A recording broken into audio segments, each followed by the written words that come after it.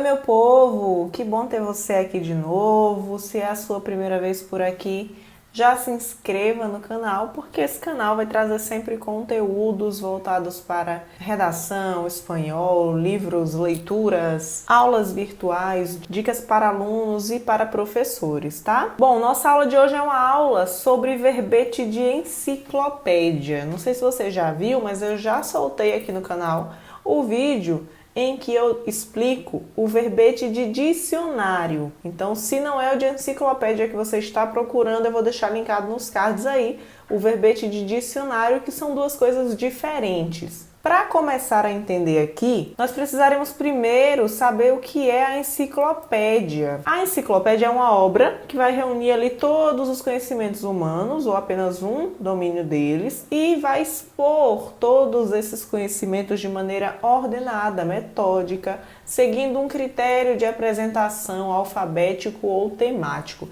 Então, quando eu falo em enciclopédia, eu estou falando de um livro ou uma coletânea de livros, como vocês podem ver aí na imagem da Barça, na qual eu consigo encontrar informações sobre conhecimentos humanos, coisas que o ser humano já descobriu, já estudou cientificamente, tem informações a dar. Então, por exemplo, se eu quiser saber mais sobre um determinado animal, eu vou buscar o nome desse animal na enciclopédia e vou encontrar várias informações sobre ele. Hoje em dia, com todo esse avanço da internet, né, dos meios digitais, as enciclopédias também migraram para esse campo. Então eu tenho as enciclopédias físicas, como na imagem que vocês viram no slide anterior, mas eu também tenho a enciclopédia online, digital, na qual eu consigo até fazer uma busca mais rápida, porque eu digito ali o nome do que eu quero encontrar e eu vou encontrar várias informações sobre aquela palavra que eu digitei, de uma maneira bem mais rápida do que nos livros, principalmente para as enciclopédias que são compostas por vários livros,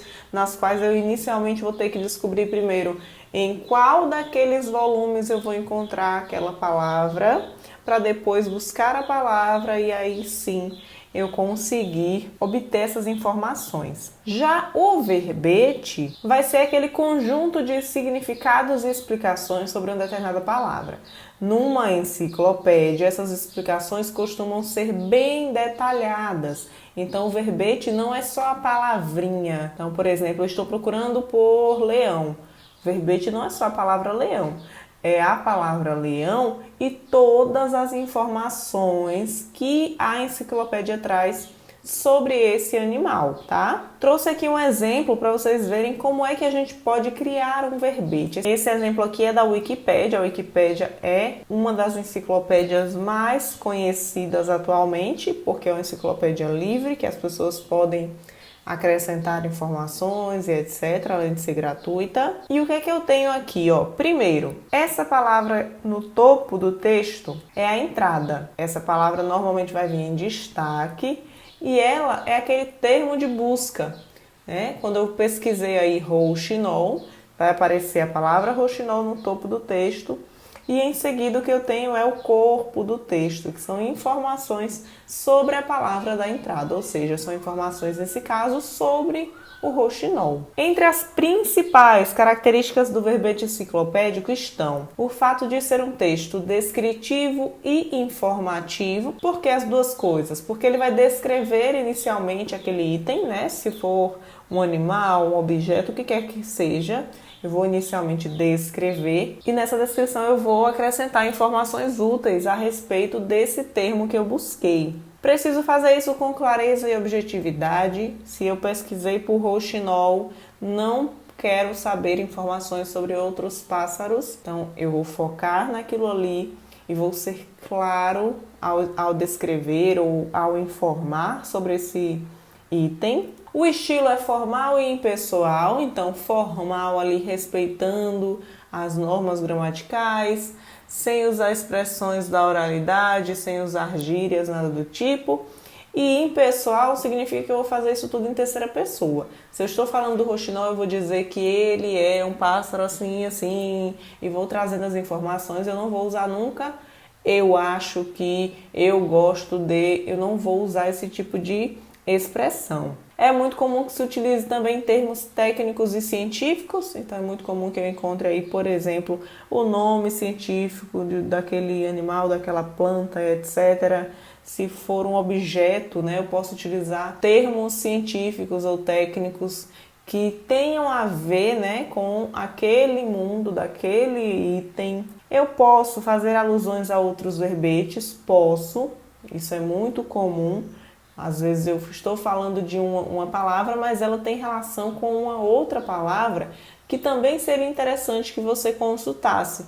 Então, isso quando aparece na enciclopédia impressa, física, isso normalmente aparece com a indicação da página, né? Tem lá falando de uma determinada palavra e aí ele coloca lá, essa palavra você encontra na página tal.